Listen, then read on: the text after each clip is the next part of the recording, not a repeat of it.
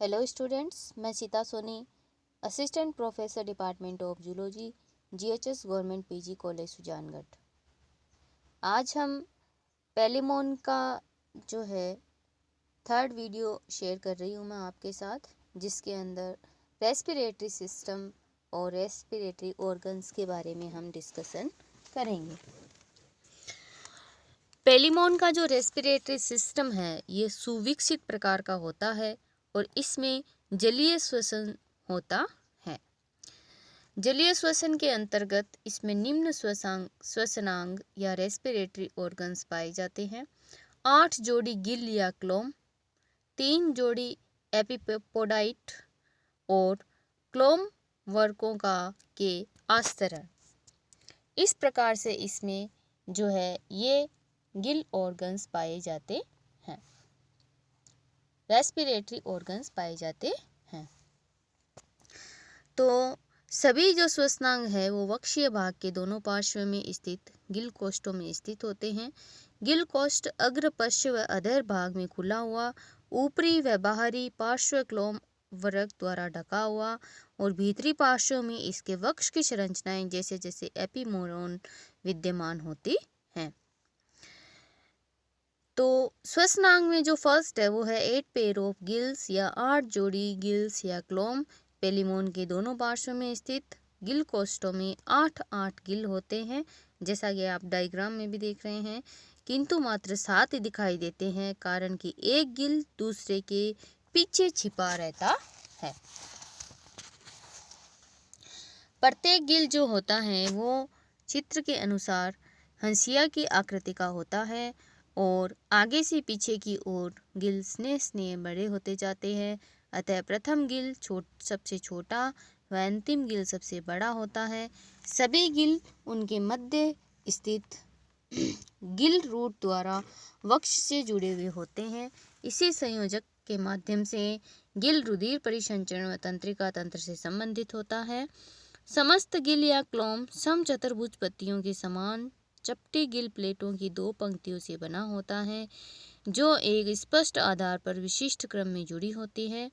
पुस्तक के पन्नों की भांति ये दिखाई देते हैं।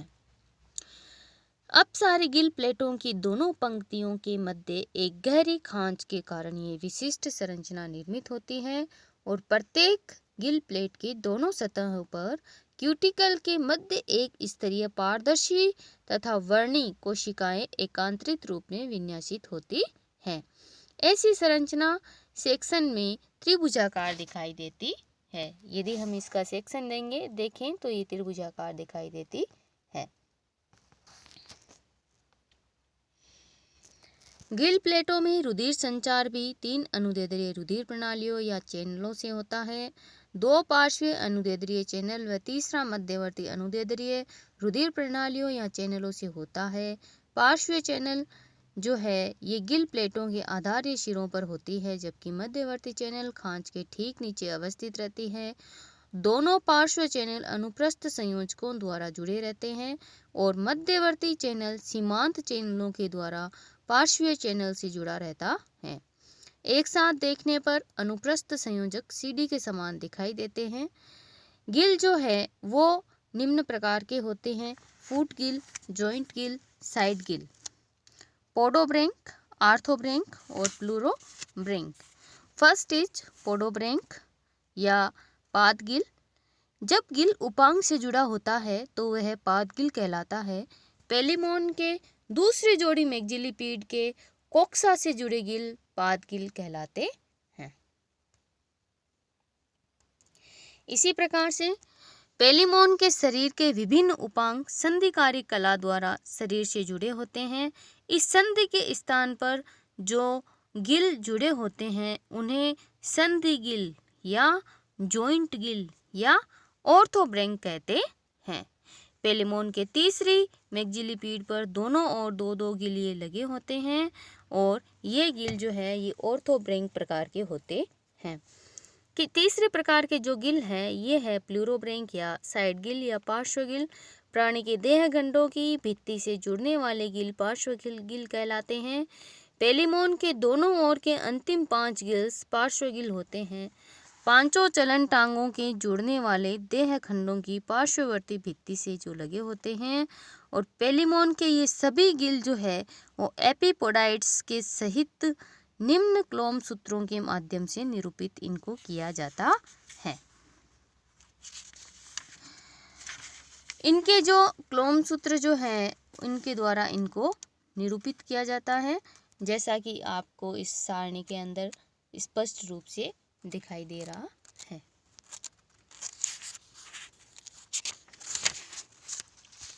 वक्ष से जुड़े समस्त क्लोम जो है वो पेलिमोन में क्लोम मूलों के माध्यम से रुधिर परिसंचरण को बनाए रखते हैं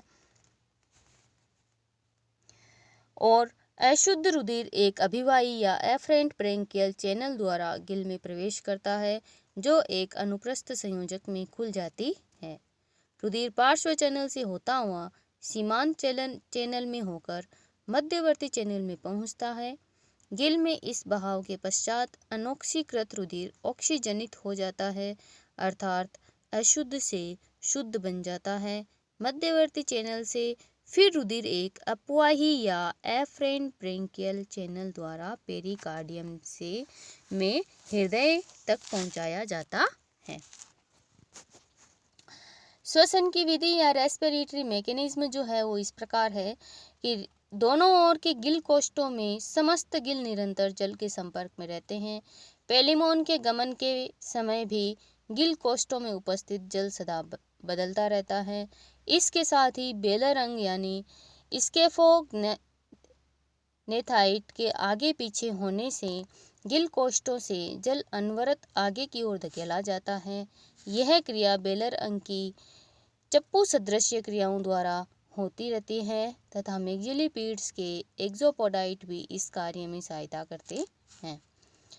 निरंतर प्रवाहित जल में उपस्थित ऑक्सीजन श्वसनांगों में उपस्थित रुधिर को ऑक्सीकृत करती रहती है और पारगम्यता के कारण यह क्रिया होती है।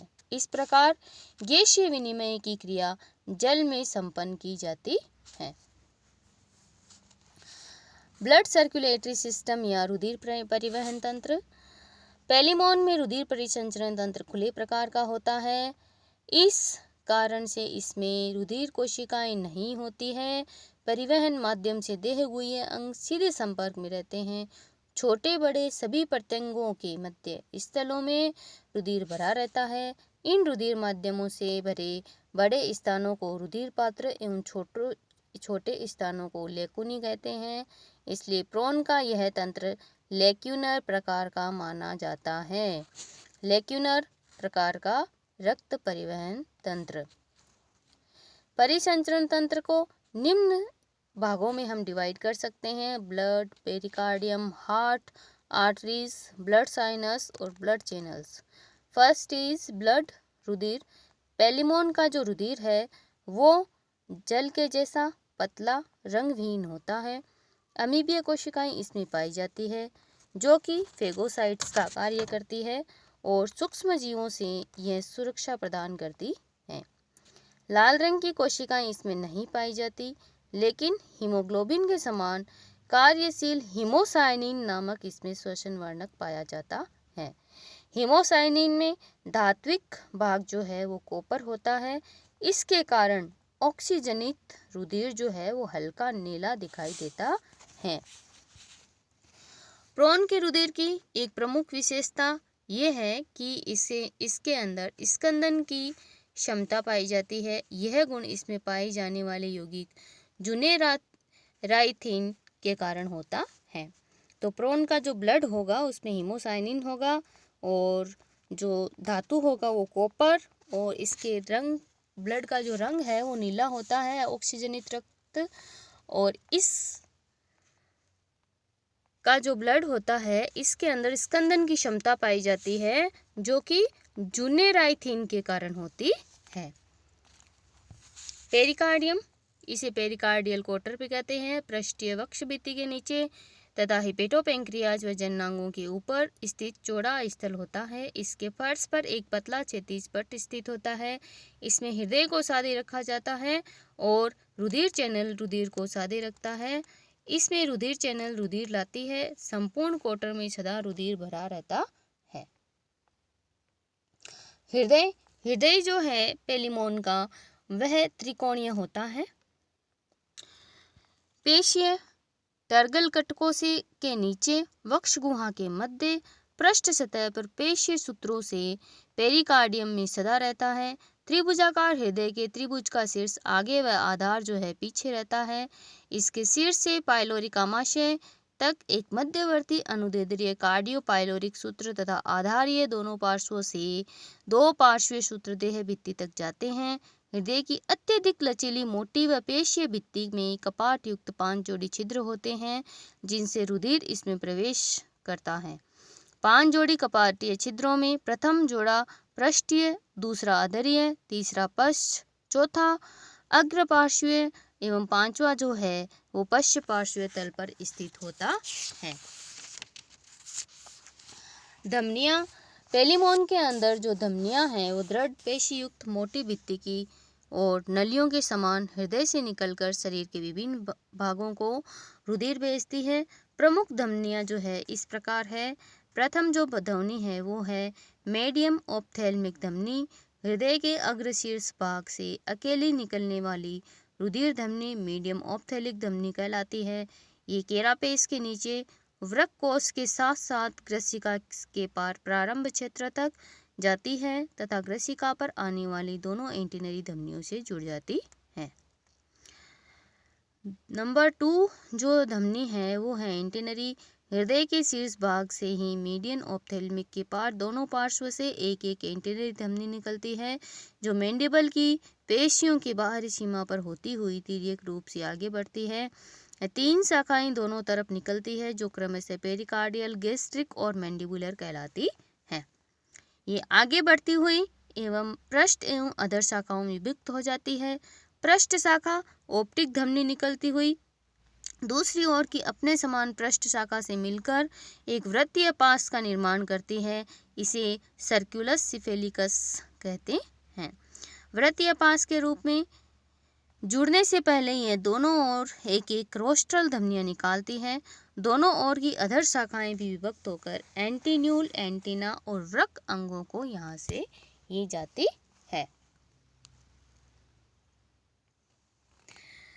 हिपेटिक धमनी, यह हिपेटोपेंक्रियाटिक धमनियां भी इसको कहते हैं। यह अधरीय पार्श्व से दोनों ओर एंटीनरी धमनी के पीछे एक एक निकलकर हिपेटोपेंक्रियाज में जाकर साकित हो जाती है। चौथी जो धमनी है वो है मिड पोस्टीरियर। यह छोटी और दृढ़ मध्य धमनी होती है जो शरीर के पश्च भागों में रुधिर का संवहन करती है और हृदय के पश्च अधरीय भाग से निकलती है। ये निकलने वाले के तत्काल बाद ही सुप्रा इंटेस्टाइनल व एक्सटर्नल नामक 2 धमनियों में विभाजित हो जाती है। सुप्रा इंटेस्टाइनल धमनी जो है वो पृष्ठ उदरीय धमनी भी कहा जाता है इसे। यह आंत्र के मध्य पृष्ठ भाग में अवस्थित होकर आहार नाल के मध्य भाग एवं पृष्ठ उदरीय पेशियों को रुधिर संप्रेरित करती है। एक्सटर्नल धमनी नीचे की ओर अधर क्षेत्र में जाकर आगे पीछे को रुधिर संभरण का कार्य करती है। इस प्रकार से ये अधर उदरीय शाखा पीछे की ओर गुदा तक जो है संवहन का कार्य करती है। रुधिर पात्र या रुधिर कोटर विभिन्न धमनियां प्राण के शरीर के विभिन्न भागों को रुधिर संभरित करती है किंतु इनमें कोई रुधिर केशिकाएं या शिराएं नहीं होती। रुधिर छोटे छोटे पात्र कोटर या आशय में भरा होता है। ये छोटे रुधिर कोटर वक्ष के अधर भाग में रुधिर पात्रों में खुलते हैं जो आपस में अनेक स्थानों पर मिले होते हैं। रुधिर चैनल वास्तव में रुधिर पात्रों के समेकन से ही बनते हैं। अधर कोटरों से रुधिर 6 अभिवाही ब्रेंकियल चैनल के द्वारा गिल में पहुंचाया जाता है जहां से रुधिर पुनः शुद्ध होकर 6 अपवाही ब्रेंकियल चैनल के माध्यम से पेरिकार्डियम में पहुंचता है। प्रथम चैनल एक पोडोब्रेंक व 2 आर्थोब्रेंक को रुधिर संभरित करती है। शेष 5 चैनल पांचों प्लूरोब्रेंक से जुड़े रहते हैं। इस प्रकार से इसमें सर्कुलेशन की क्रिया होती है। ब्लड सर्कुलेशन जो है वो इस प्रकार होता है कि संकुचनशील क्रिया से स्पंजी त्रिकोणीय हृदय के सभी भागों को धमनियों के माध्यम से रुधिर भेजा जाता है जो रुधिर पात्र कोटर आशय से शरीर के विभिन्न अंग को संभरित किया जाता है। अंत में रुधिर दो बड़े अधर पात्रों में आ जाता है। यहाँ से एफरेंट व इफरेंट अभिवाही और अपवाही ब्रेंकियल चैनल के द्वारा गीलों में ऑक्सीजनित होकर पेरिकार्डियम में पहुंचाया जाता है।